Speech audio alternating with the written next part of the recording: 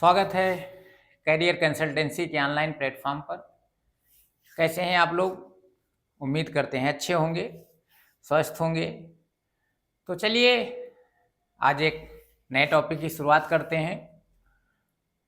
पिछले लेक्चर में हमने सर्वनाम, उसके भेद, उसके प्रकार के बारे में बात किया। आज सर्वनाम से ही संबंधित एक और बहुत ही महत्वपूर्ण टॉपिक है जो एग्जाम में पूछे जाते हैं, उसी पर आज चर्चा की शुरुआत करनी है। एक छोटा सा टॉपिक है लेकिन महत्वपूर्ण टॉपिक है, इसलिए इस पर बात करना जरूरी है। तो जैसे बोर्ड पर लिखा है, सर्वनाम का पद परिचय। सर्वनाम का भेद हमने पढ़ लिया, सर्वनाम के प्रकार पढ़ लिया। अब हमें सर्वनाम का पद परिचय पढ़ना है। तो जानते हैं कि पद परिचय होता क्या है। तो यदि सर्वनाम के पद परिचय की बात करें, जैसे संज्ञा का पद परिचय होता है, सर्वनाम का पद परिचय है, आगे आप विशेषण का पद परिचय पढ़ेंगे, क्रिया का पद परिचय पढ़ेंगे। तो पद परिचय होता क्या है? पद परिचय या इसको पदन्वयन भी कहते हैं, पदन्वयन भी कहते हैं। तो ये होता क्या है इसको जानते हैं। तो जैसे सर्वनाम की बात करते हैं तो सर्वनाम के पद परिचय में हम उसके भेद को बताएंगे, सर्वनाम का कौन सा भेद है ये बताएंगे। किसी वाक्य में जो सर्वनाम प्रयोग हुआ है उसका लिंग क्या है ये बताएंगे। भेद तो बताएंगे, साथ में लिंग बताएंगे। वचन उसका क्या है ये बताएंगे। कारक के रूप में, अर्थात वो सर्वनाम किस कारक के रूप में प्रयोग हुआ है ये चर्चा करेंगे। साथ में ही उसका अन्य पदों के साथ संबंध क्या है इसको भी बताया जाता है। तो जब इतने चीजों का हम डिटेल में परिचय देते हैं तो उसी को उस शब्द का परिचय कहा जाता है, या यहां हम सर्वनाम की बात कर रहे हैं तो सर्वनाम का पद परिचय कहा जाएगा। तो पद परिचय में उसका भेद, लिंग, वचन, कारक और अन्य पदों से उसका संबंध क्या है इसकी हम बात करते हैं। तो अब इसको और अच्छे ढंग से समझने के लिए उदाहरण लिया जाए और उस पर बात किया जाए। तो जैसे एक उदाहरण है, एक एग्जाम्पल है यहां, और वो है क्या? चाय में कुछ पड़ा है, ये एग्जाम्पल है। अब हमें यहां जो कुछ सर्वनाम है, यहां यदि बात करें कि सर्वनाम कौन सा है, तो ये कुछ सर्वनाम है। इसी कुछ सर्वनाम का पद परिचय देना है। जो कुछ सर्वनाम है इसी का हमको पद परिचय देना है। तो पद परिचय में हमें सबसे पहले क्या बताना होगा? उस सर्वनाम का भेद क्या है, अर्थात वो सर्वनाम के किस भेद का उदाहरण है। तो कुछ सर्वनाम, अब कुछ से चाय में पड़ा तो है, कुछ तो है, लेकिन ज्ञात नहीं हो रहा है, अनिश्चित है, इसलिए ये सर्वनाम के किस भेद में जाएगा? तो सर्वनाम का ये अनिश्चयवाचक रूप है। सर्वनाम के किस भेद का उदाहरण है? ये सर्वनाम के अनिश्चयवाचक सर्वनाम का उदाहरण है। ये आपने बता दिया। अब जेंडर की बात करते हैं तो साफ साफ यहां लिखा है पड़ा है, चाय में कुछ पड़ा है, तो ये इंडिकेट कर रहा है कि ये मेल की बात हो रही है। तो यहां जेंडर उसका क्या हो जाएगा? पुल्लिंग हो जाएगा। ये हमने बता दिया। अब आइए वचन क्या है। तो कुछ पड़ा है, कुछ एक वचन के रूप में प्रयोग हो रहा है। अरे कुछ पड़ा है तो जो भी कुछ होगा वो एक रूप में होगा। कोई वस्तु है तो वस्तु हमेशा एक वचन के रूप में प्रयोग होती है, जो काउंटेबल नहीं होती है। तो अब यहां यदि इसका वचन बात किया जाए तो इसका वचन क्या हो जाएगा? एक वचन हो जाएगा। तो सर्वनाम का भेद हमने बता दिया, लिंग बता दिया, वचन बता दिया। अब आ जाइए कारक पर। तो कारक इसमें क्या है? चाय में, तो चाय आधार हो गया। अब इससे हम प्रश्न करें क्या पढ़ा है, तो जब किसी वाक्य से प्रश्न करने पर हमको कुछ उत्तर मिलता है तो वो कौन सा कारक होता है, वहां कर्म कारक होता है, अर्थात वहां कर्म का विद्यमान होना पाया जाता है। तो चाय में क्या पड़ा है, उत्तर मिलेगा कुछ पड़ा है। तो कुछ पड़ा है तो यहां कुछ कारक कैसा है, यह कर्म कारक का उदाहरण है। कारक आपने बता दिया। अब अन्य पदों के साथ इसका संबंध क्या है, इस पर बात किया जाए। इस सर्वनाम का जो अन्य पद हैं उसके साथ संबंध क्या है, तो अन्य पदों के साथ संबंध बताने में मोस्टली हमको क्रिया के साथ संबंध बताना होता है। अन्य पदों के साथ जब हम संबंध बताते हैं तो मोस्टली हम किसके साथ संबंध बताते हैं, क्रिया के साथ संबंध बताते हैं। तो क्रिया यहां है पढ़ा, तो ये जो आपका कुछ सर्वनाम है ये है क्या, पढ़ा क्रिया का क्या है, ये कर्म है। पढ़ा क्रिया का ये कर्म है। तो इतने चीज आपने बता दिया, इस सर्वनाम के बारे में आपने पूरा एकदम ओपन कर दिया, उसका भेद बता दिया, उसका जेंडर बता दिया, उसका वचन बता दिया, उसका कारक बता दिया, अन्य से उसका संबंध बता दिया। अब और परिचय देने में कुछ बचा है क्या, और तो कुछ बचा ही नहीं, सारा परिचय आपने दे दिया। तो इसी को क्या कहते हैं, इसी को कहते हैं सर्वनाम का पद परिचय, शब्द का पद परिचय या पदोन्नयन। तो पद परिचय में ये सारी चीजें आप बता देते हैं तो ये चीज कंप्लीट हो जाती है। चीजें समझ में आ रही है। चलिए एक और एग्जाम्पल के साथ इसको समझा जाए, पद परिचय को ध्यान से इसको समझिएगा, एग्जाम में आते हैं, पूछे भी गए हैं और आने के चांसेस हैं। चलिए एक एग्जाम्पल और लेते हैं।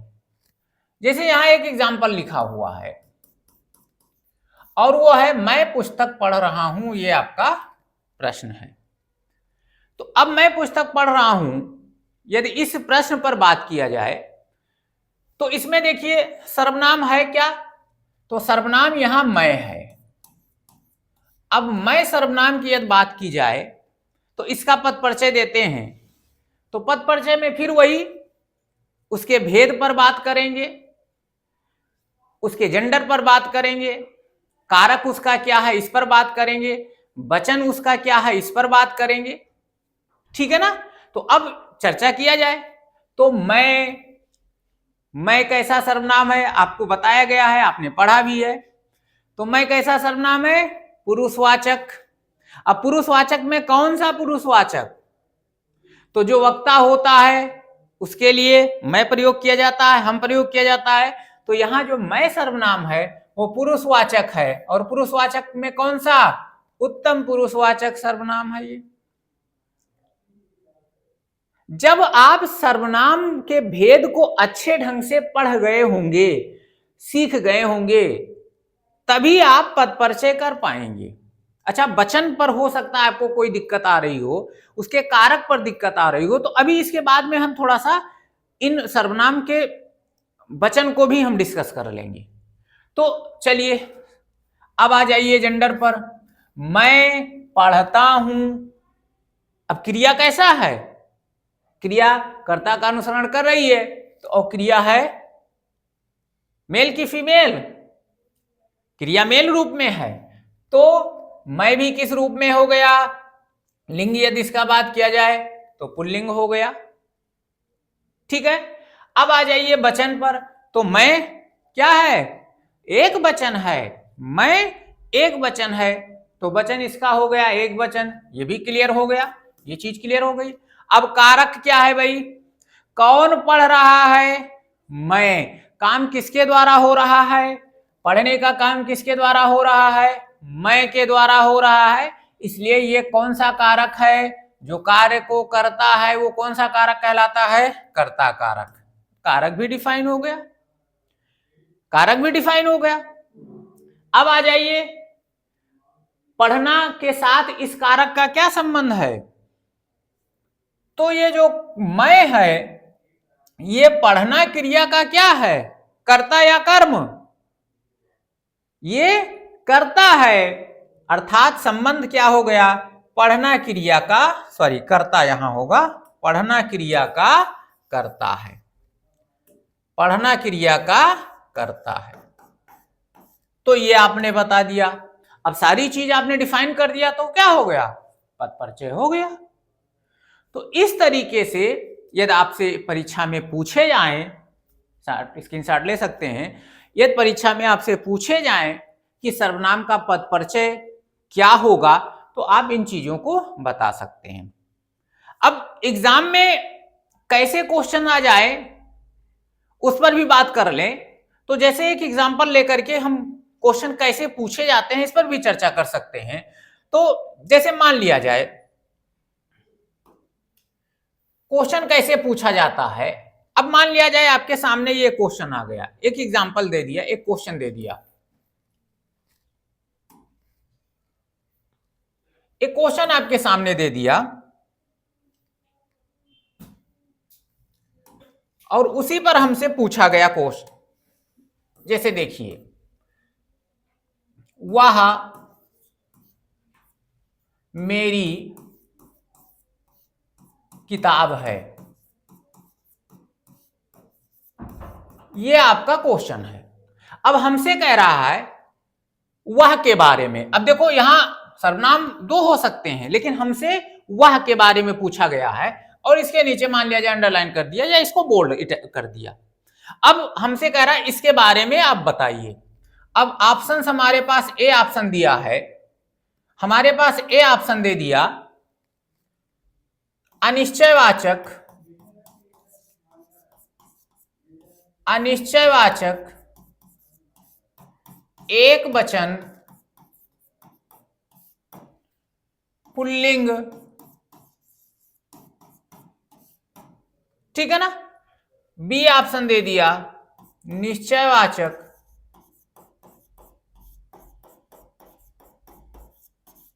एक वचन पुल्लिंग। सी ऑप्शन दे दिया पुरुषवाचक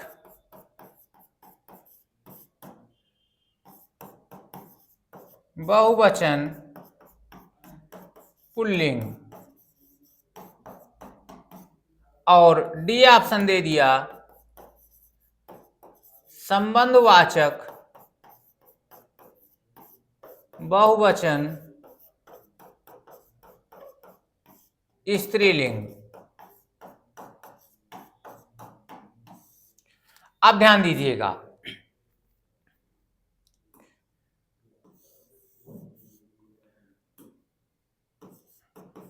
ऐसे हमसे क्वेश्चन पूछा जाएगा।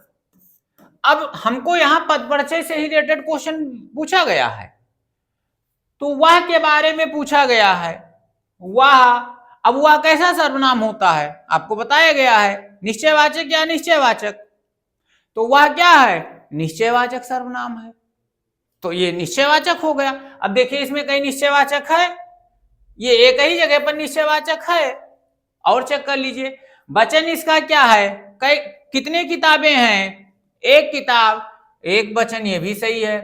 अच्छा, वह मेल है फीमेल है, यहां पर वह कैसा जेंडर में है, किताब के साथ इसको जोड़िए तो पुस्तक क्या होती है, फीमेल होती है, पुस्तक फीमेल होती है, इसलिए वह भी किस रूप में है, स्त्रीलिंग में है। तो आपका ऑप्शन बी सही हो गया।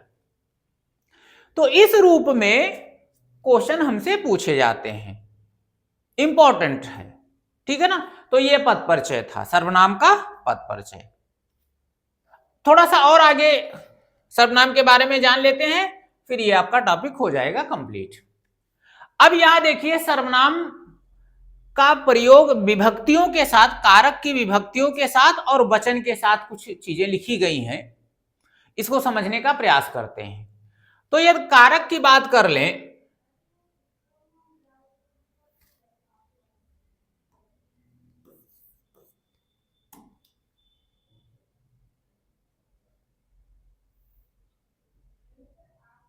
कारक के साथ उसकी विभक्तियों की बात कर लें, तो आप देखिएगा कारक के रूप में यहां देखो कर्ता, कर्म, करण, संप्रदान, अपादान, संबंध और अधिकरण।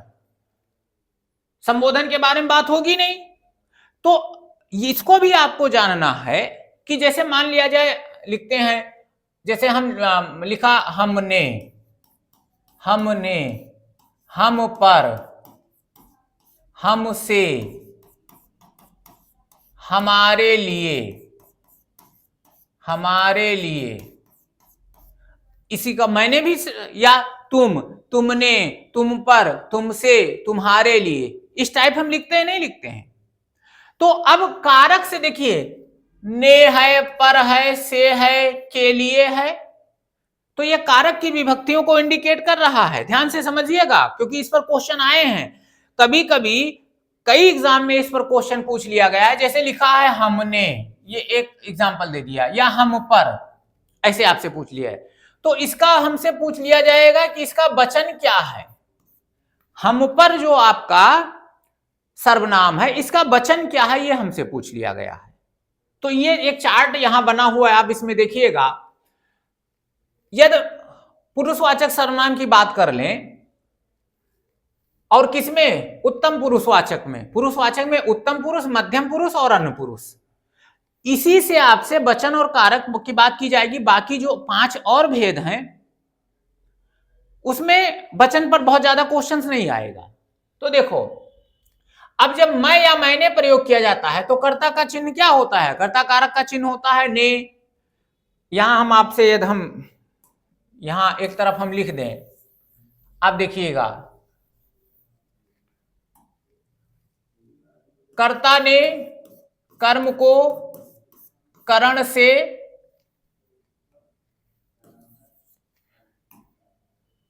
से संप्रदान के लिए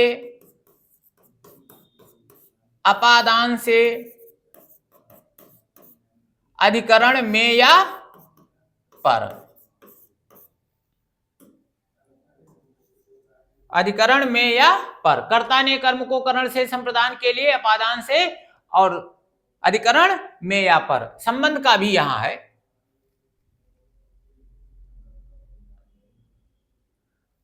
चलिए संबंध का भी आप यहां जोड़ सकते हैं। संबंध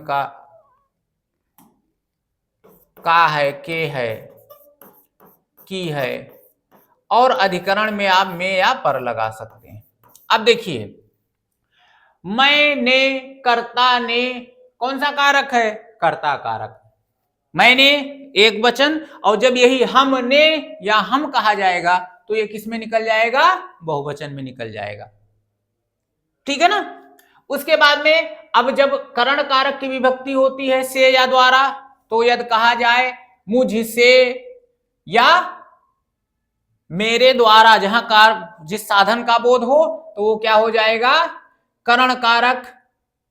करण कारक क्या हो जाएगा, मुझसे या मेरे द्वारा।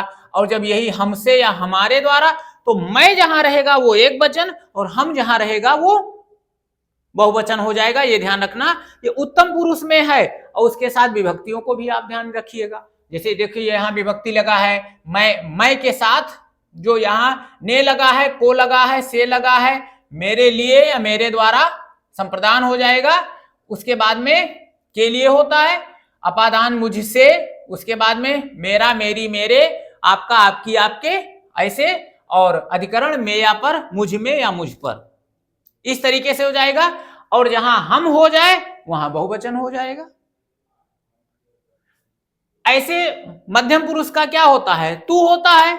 तो यहां देखो, जब तू या तूने लिखा जाएगा, तुझको, तुझ पर, तुझसे, तेरे लिए, तुम्हारे लिए, ये जब ये हो जाएगा तो ये क्या हो जाएगा, एक वचन। अब देखो, तू, तूने, तुझे, तू, तूने, तुझे, मां नहीं है। ध्यान, बहुत बारीकी से ध्यान रखना है।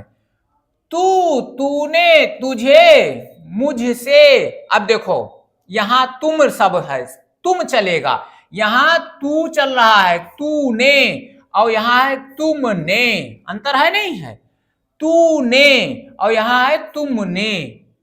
तो तूने एक वचन और तुमने बहुवचन। समझ में आ रहा है, जैसे तुझको और तुमको, तुझको एक वचन, तुमको बहुवचन। देखिए तुझसे और तुमसे, तो तुम वाला मां जहां लग जाएगा वो बहुवचन में, और जहां मां नहीं लगेगा वो एक वचन में रहेगा। ठीक है ना। चलिए और थोड़ा सा समझिए इसको। अब आ जाइए अन्य पुरुष में। तो अन्य पुरुष में क्या होता है, किसी तीसरे के लिए, और उसमें उसने, उसने, अब देखो वह का वह हो गया, ध्यान दीजिएगा, वह का वह हो गया, और उसने का उन्होंने, उसने एक वचन उन्होंने बहुवचन, उसे उन्हें, ये ध्यान रखिएगा, उसने और उनसे, उस जब लगा रहेगा, यहां देखो उस जब उस लगा रहेगा तो एक वचन, और उन लगा रहेगा, उस एक वचन और उन लगा रहेगा तो बहुवचन, और साथ में इसके साथ कारक की विभक्तियां आप जोड़ दीजिए। तो इस तरीके से हम एक वचन और बहुवचन को हम खास करके पुरुषवाचक सर्वनाम में हम डिफाइन कर सकते हैं। ठीक है ना।